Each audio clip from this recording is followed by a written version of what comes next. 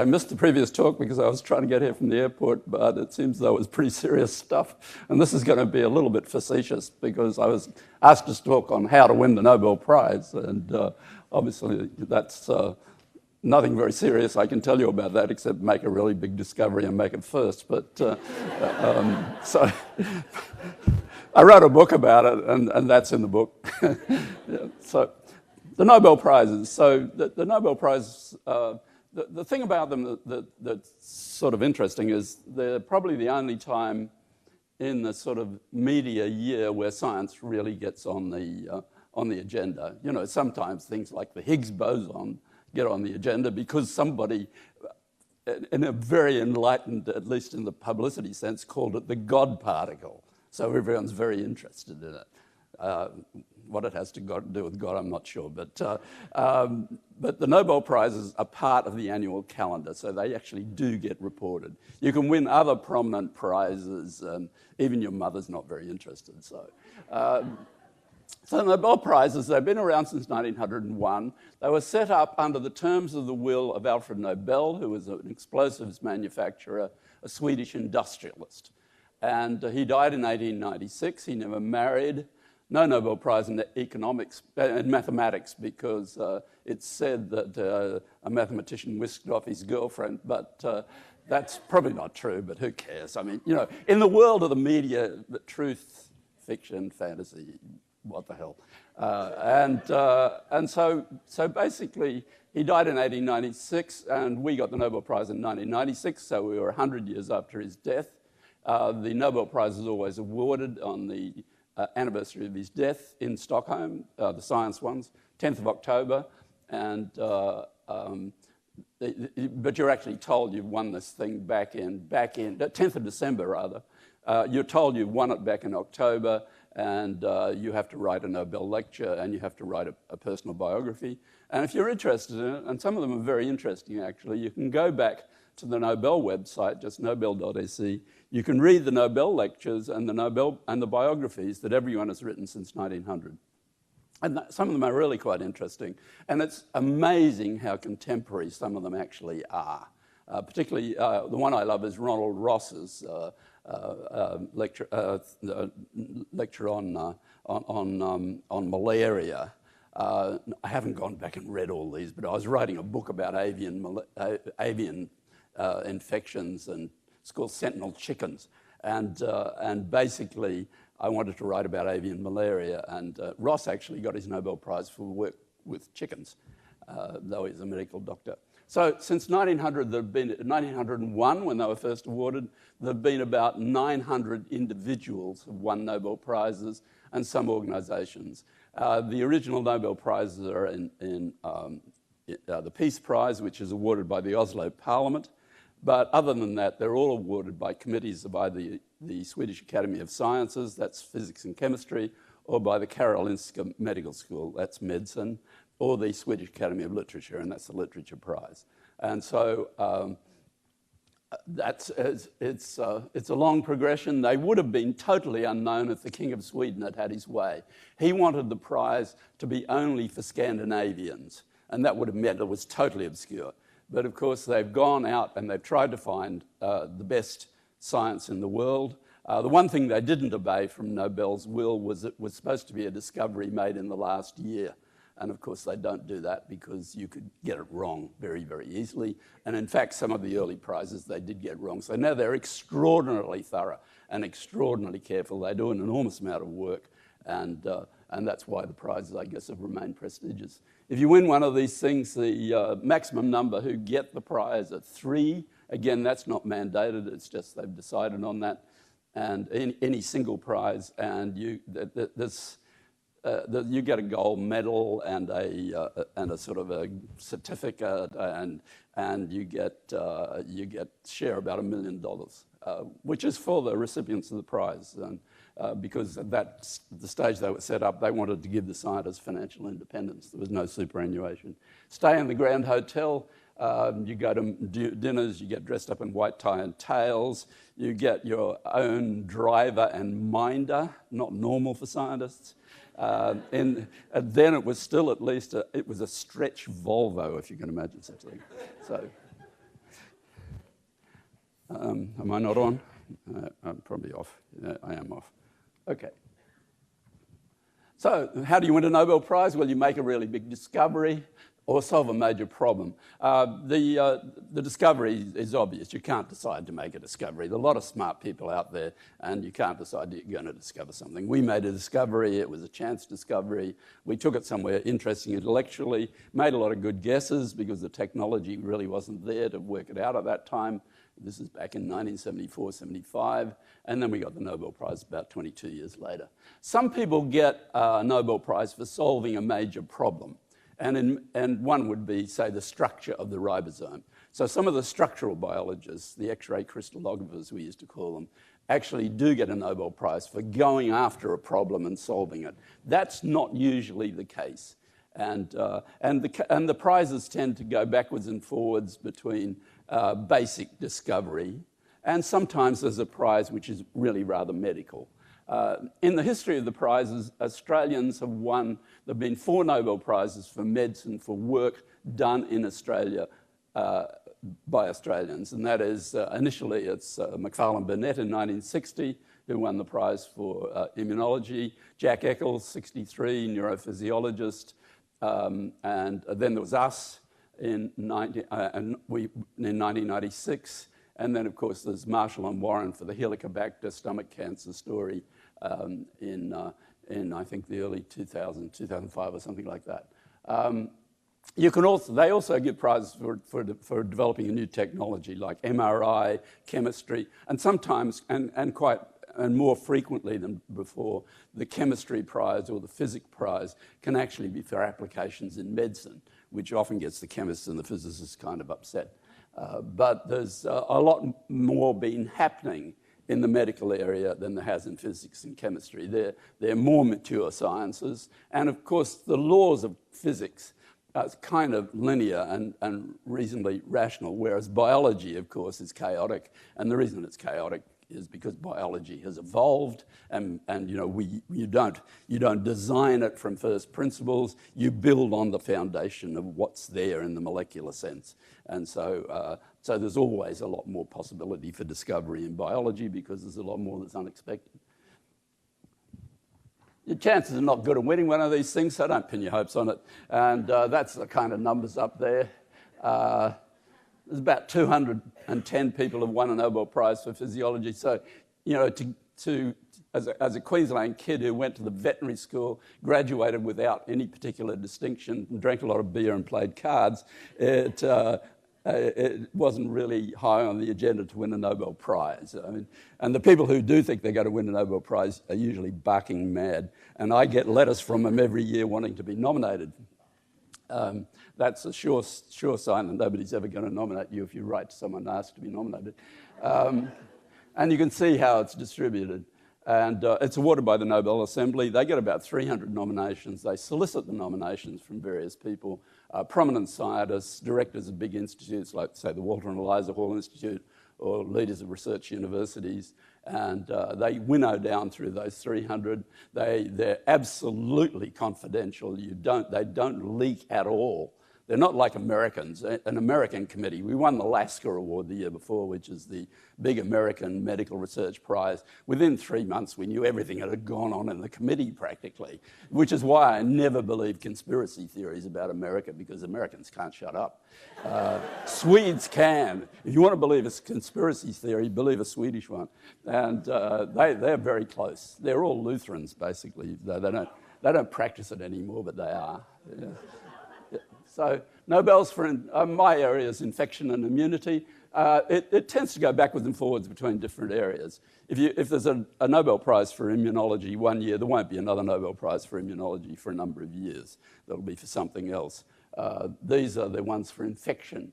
The latest, of course, is this year's Nobel Prize for Bill Campbell and Omuri and Yu Tu, and it's one of the more medical Nobel Prizes, and it actually is a very interesting Nobel Prize because what it essentially is first Nobel Prize to a Chinese working in China, and that's for artemisinin, the anti-malarial drug which was developed from a natural medicine, and they did all the science properly and eventually synthesized it. It was backed by the Gates Foundation, and it's been out there as an anti-malarial.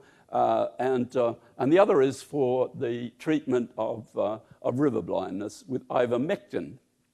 Now, Bill Campbell was the guy who was a zoologist working with chemists in, I think is it Merck drug company, who found that ivermectin, which is a veterinary drug, which is used to, it's a drug, if you've got a dog and you treat it for heartworm, you're treating it with ivermectin.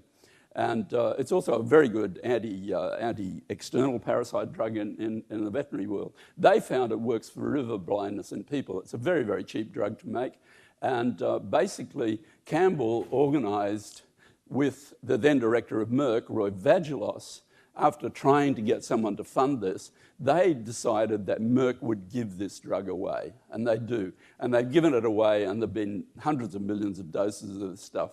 And it's really dealt with the river blindness problem, which is a terrible, terrible disease. And you only need to get one or two shots of this, 1 or 2 doses of this a year, and you're protected against, you're free of river blindness. So it's an example of altruism on the part of a drug company. It's not that enormous because they do make an enormous amount of money out of the drug for its other uses, but it shows that sometimes big corporations can actually show some semblance of having some sort of conscience.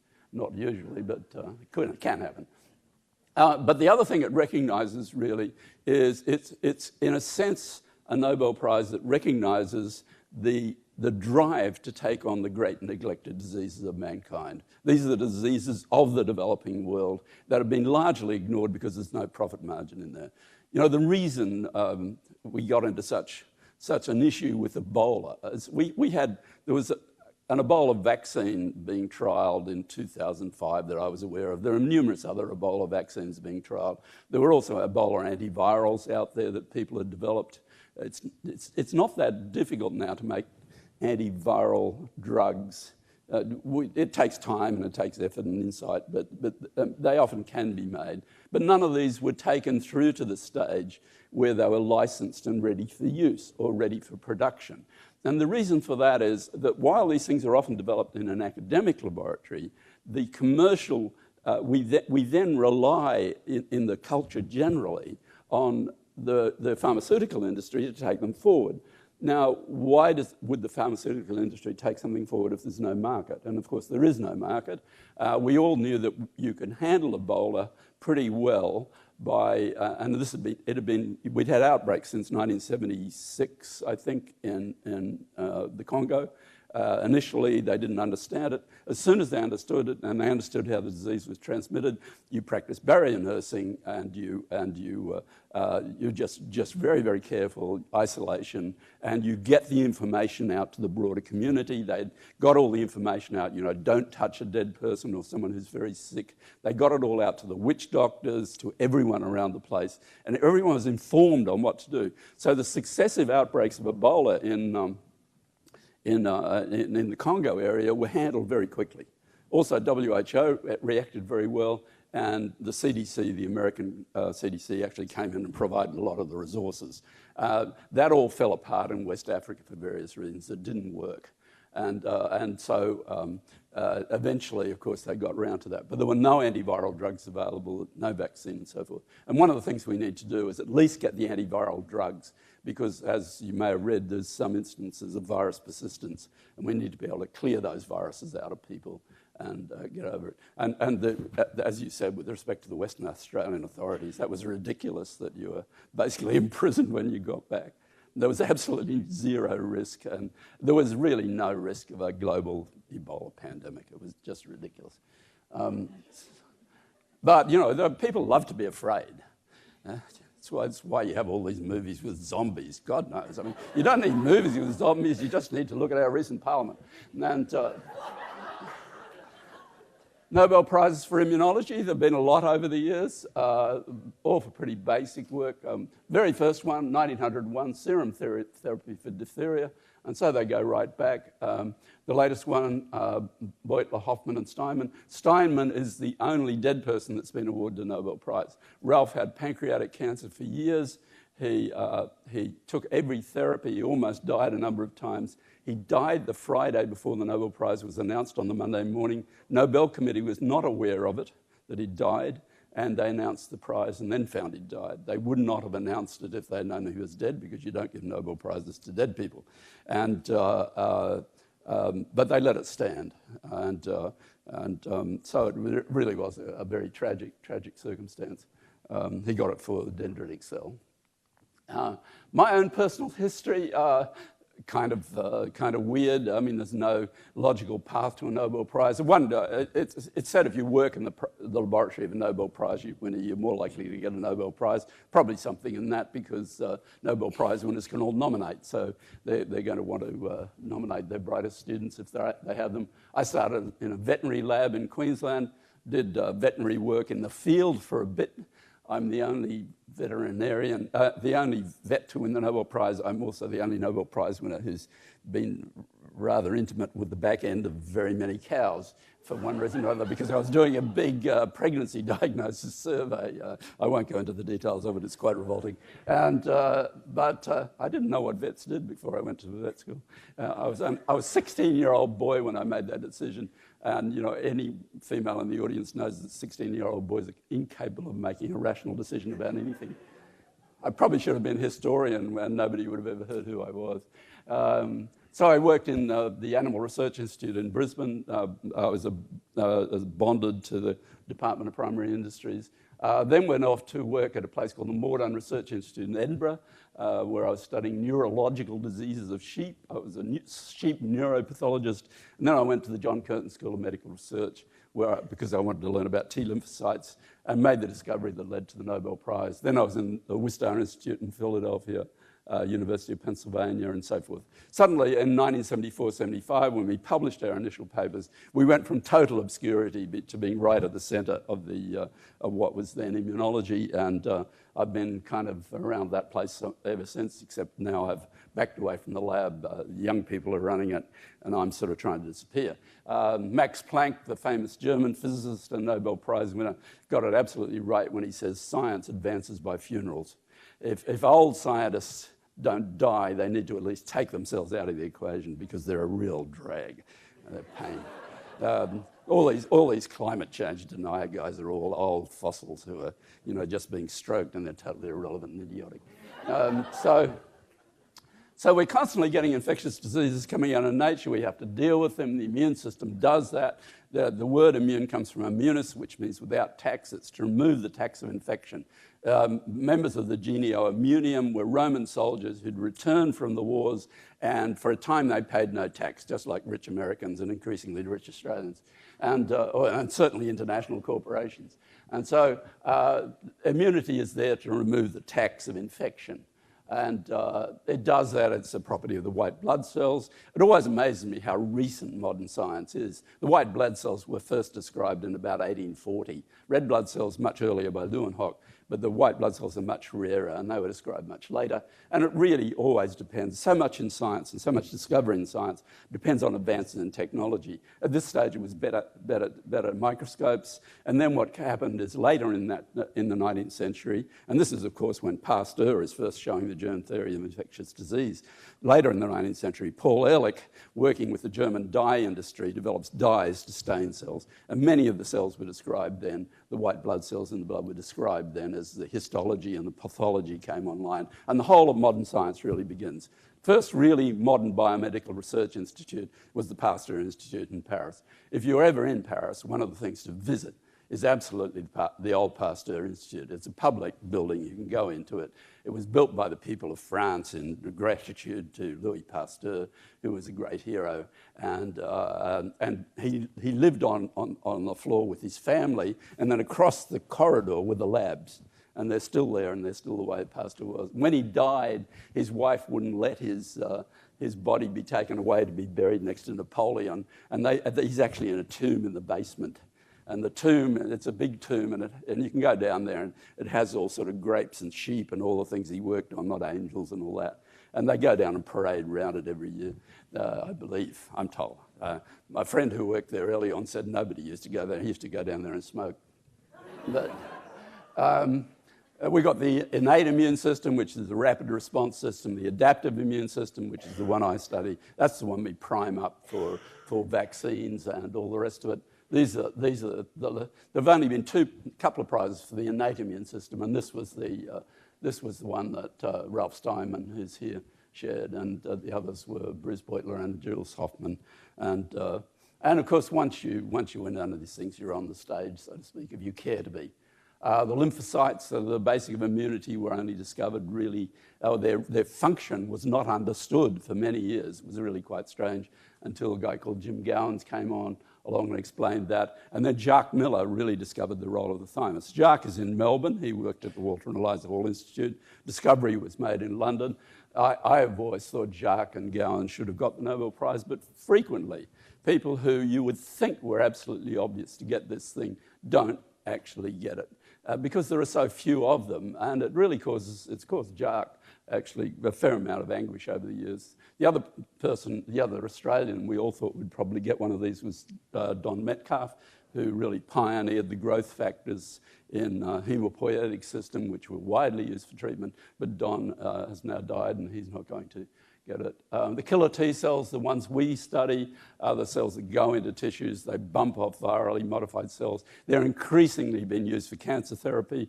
As we've discovered, we knew for years that these T cells, these killer cells that kill other cells, are sitting in tumours. They're specific for the tumour and then doing nothing. And we couldn't understand why, and people took them out and cultured them and re-injected them.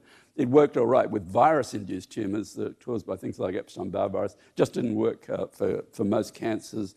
And basically, then it was Jim Allison who discovered that there are these checkpoint inhibitors like CTLA4, PD-1. We're now blocking those with monoclonal antibodies as a result of Jim driving this forward, and we're knocking off a lot of tumours by turning those killer T cells back on again. And there's a kind of move in cancer therapy to say we shouldn't be giving enormous amounts of cytotoxic drug that kill off the tumour because it also kills off the immune system. We should just be giving a little bit of that drug to maybe cause a bit of inflammation and then really getting these killer T cells activated with these monoclonal antibodies.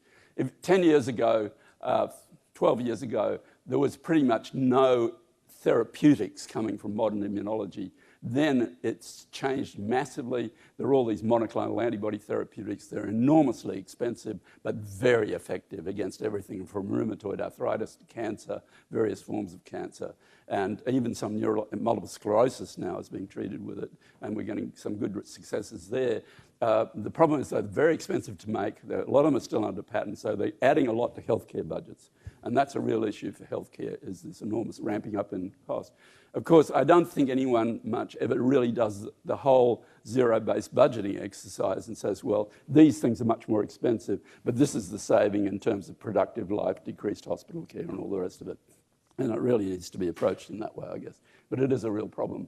The killer T cell is a bit like the Roman centurion. The centurion, instead of having a big sword that he waved around, had a tiny little stabbing sword and a big shield. And so people would come up close and then they'd poke them in the tummy.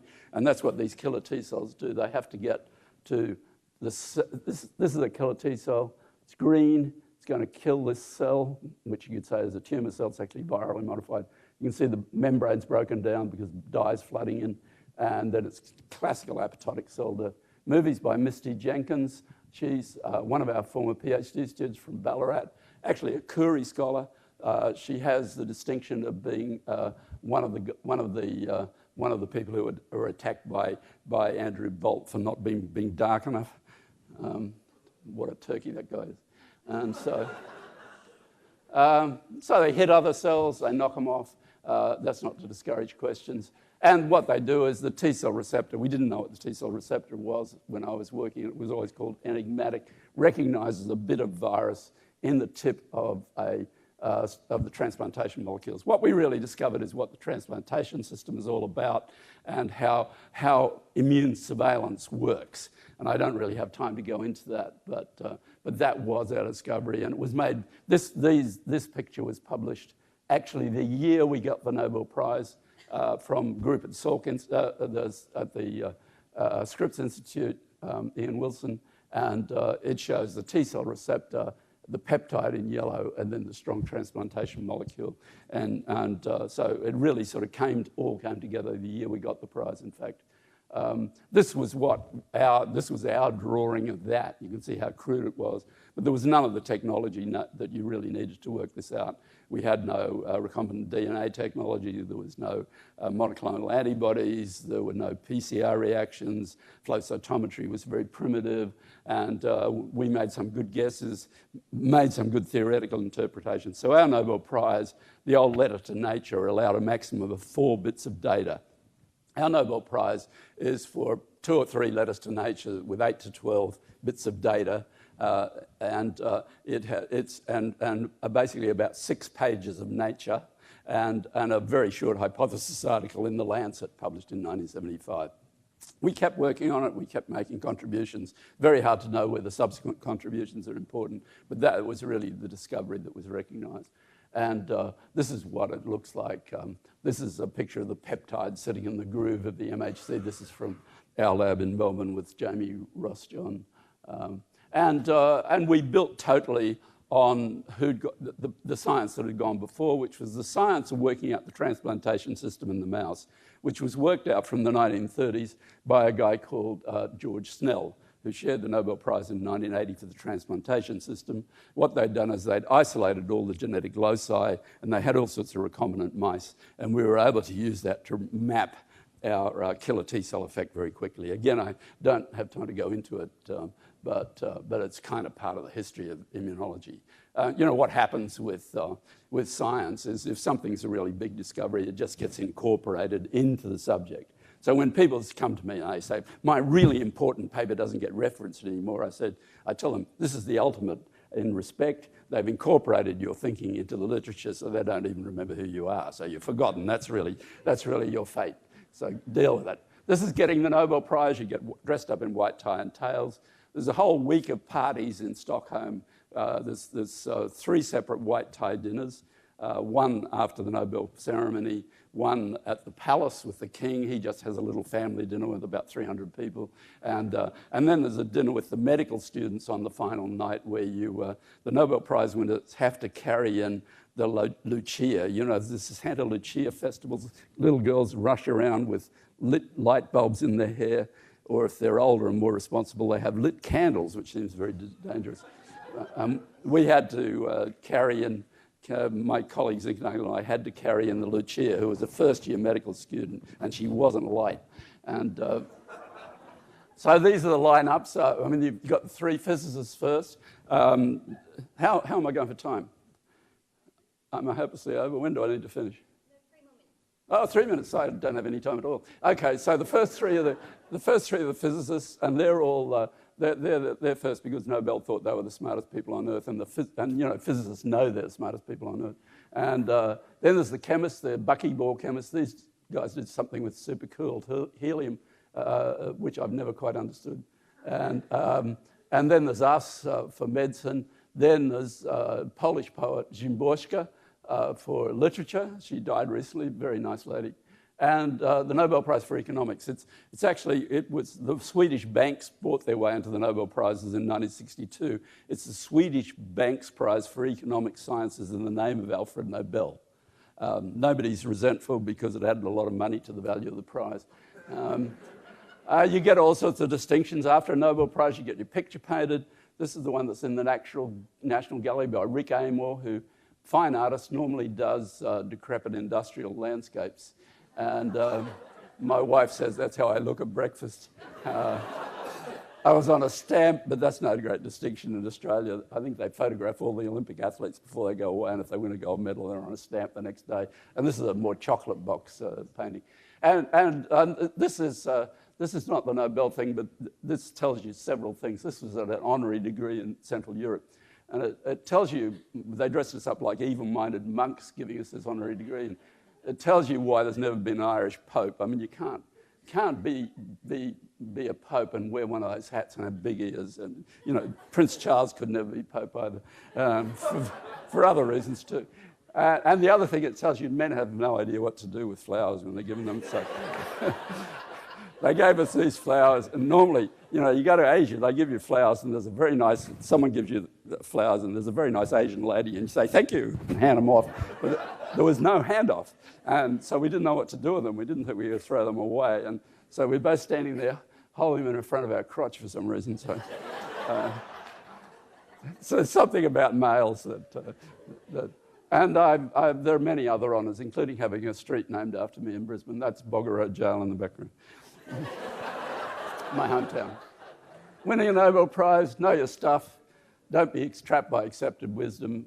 Often Nobel Prizes are for people who come in from outside and aren't trapped in all the crap, and they actually look at it differently. And that's a big dynamic. And you know, more and more that's happening in science. We're bringing people together from different disciplines in science. We're even bringing people together from outside science by using online mechanisms. If you read my latest book on the knowledge wars, this folded puzzle, which was solved as an X-ray, the structural biology problem solved by gamers, because the crystallographers put it up there for gamers to work on. And so you've got people who know no science at all, but are gamers actually as authors on some quite big scientific papers.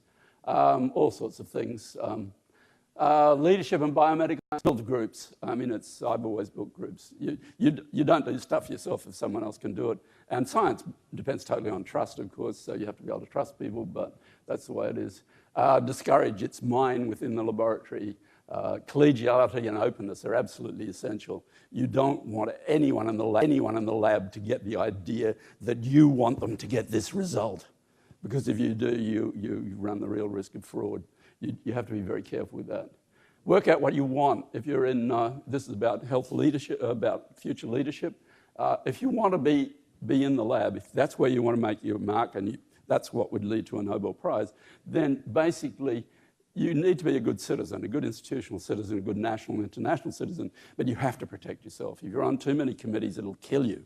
It's not such a problem as it was, but for young women particularly, it was a real problem when we started to try and make things equal. Everyone wanted a token woman on this committee or that, and some of my female colleagues were just too generous and accepted far too many of them, and you've just got to stay clear of that. You can't do it all.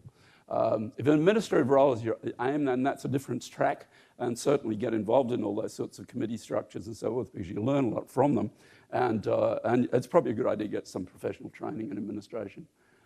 Institutions have their own culture and traditions. If you want to change something, you need power, and if you don't have the power, don't try and do it. Get yourself to a situation where you're more comfortable with the science that's going on. I think science communication is really important. Those of us who are in science should do our best to communicate, but we don't have much time.